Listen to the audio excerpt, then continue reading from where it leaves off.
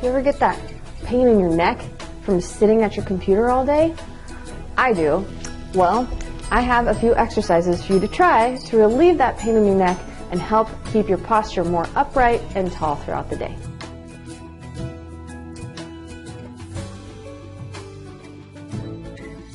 Okay, so our first stretches, we're going to use the tennis ball actually, and we're going to do a style of flexibility training called self-myofascial release, where we're actually going to try to find a trigger point using the tennis ball, relieve that trigger point so that we can stretch the muscle and improve our flexibility, especially in our back, neck, and chest areas. So grab a tennis ball and then meet me at the wall.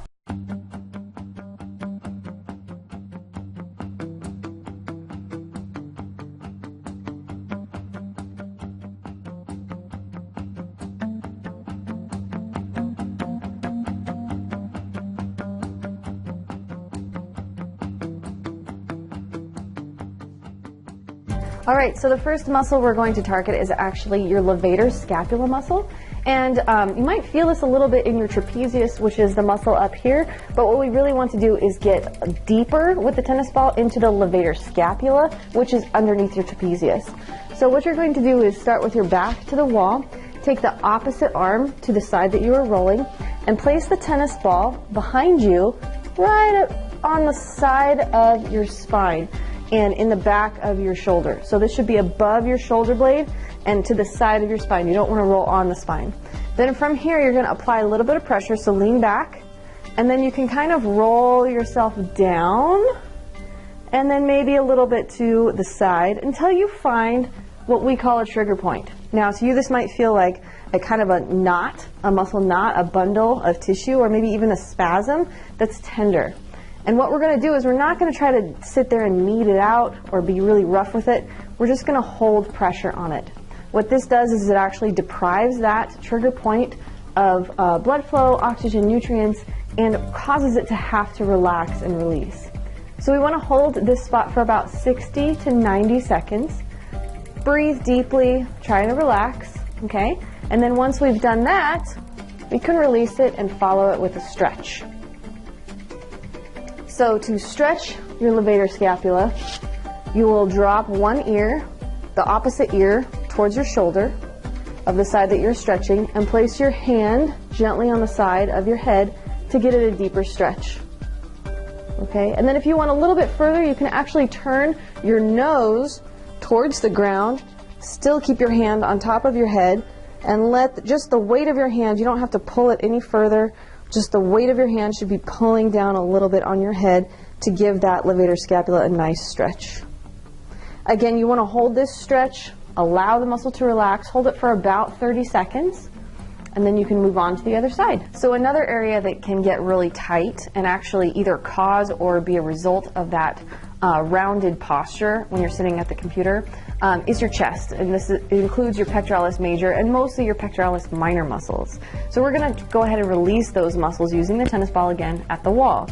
In order to do this, pin the tennis ball between yourself and the wall just in front of your shoulder. So we're going to start right here, just on the inside of your shoulder, and you're going to put a little bit of pressure on that tennis ball until you find a trigger point. So roll around, move around a little bit until you find one of those tender areas, and then again hold it. Hold it for 60 to 90 seconds. Now if this is too intense, just take a little pressure off, or you can use a larger ball. If you have a larger massage ball, that will work just as well. All right, so now that you've rolled out your pectoralis minor, we need to make that flexibility more permanent by stretching it out. Now you can do a passive stretch with a wall. Put your arm at 90 degrees like you're waving to somebody, and then just pin that arm either to the wall or to a door jamb, and then turn your body away from your arm to get a stretch in the pectoralis minor. This is actually safer than doing it with your arm extended, and it targets the pectoralis minor a little bit more. Another way to make this flexibility a little bit more permanent is to do what I call wall slides. Okay, so you're going to stand with your back against the wall, your tailbone, your shoulder blades, and the back of your head should all be touching the wall. So you may have to move your feet out a little bit from the wall. That's okay.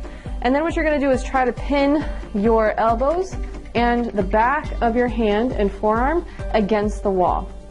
Now some of you won't be able to do this That's okay. You may not have the external rotation in the shoulder just yet, but just try to press your hands against the wall as much as you can.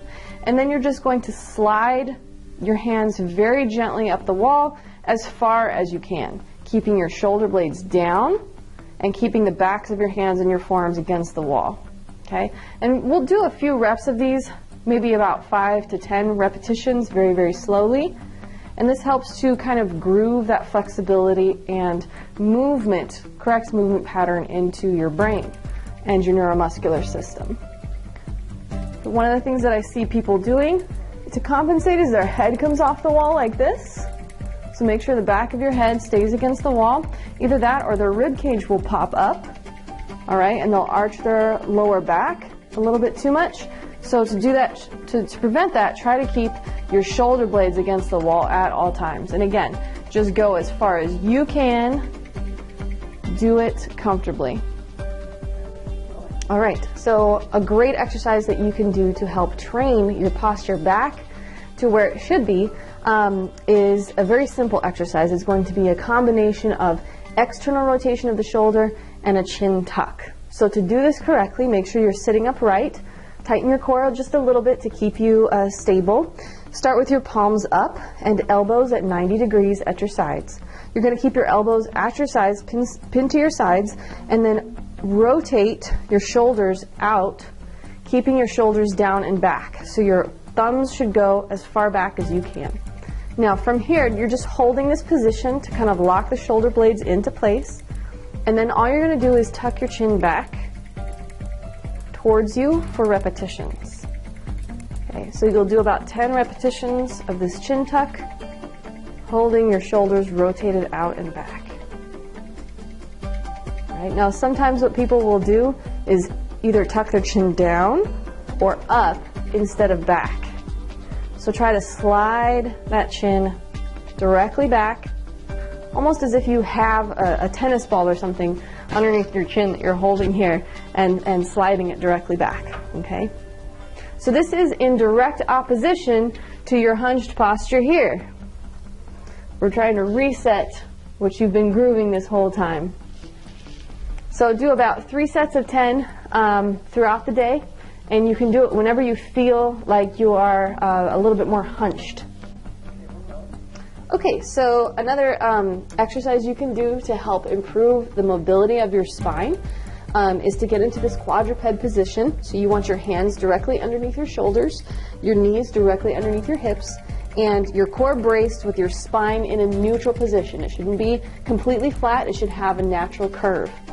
From here, you're going to take one arm and place it on top of your spine, right where you feel that bony knot at the base of your neck. That's your T1 vertebrae. So you're going to place your palm back there, and then you're going to lift your elbow up towards the corner of the ceiling. All right, and then release, come back down, lift up towards the corner of the ceiling. Now, with this exercise, you want to make sure that it's coming from rotating your spine, not just lifting your shoulder here. So to do that, make sure that you're reaching as far as you can onto your vertebrae, and then just open the chest and look along with your body. Okay, there's one more stretch you can do on the floor if your office floor is clean, or you can do this at home when you get home after a long day's work. Start on your back, okay, and then your one leg should be extended, the other leg bent up to 90 degrees. Bring it across your body. And if you can go all the way to the floor, that's fine. If you can't, you can put a pillow or a bolster underneath your knee for support. I like to support it with my hand as well. And then from here, what you're going to try to do is pull your shoulder blade on the opposite side down towards the ground. Okay, go as far as you can, trying to open up that chest. Now, you can extend this opposite arm if you'd like. Just don't turn it into a chest stretch here. Try to bring the focus to your shoulder blade, to your back. Okay, and if this is too easy, if you're not feeling enough of a stretch here, you can sweep the arm up over your head. This can also be a good little dynamic stretch. Sweep back and forth here. Okay, If you're just going to hold the stretch, hold it for about 30 seconds and then release very slowly and get the other side.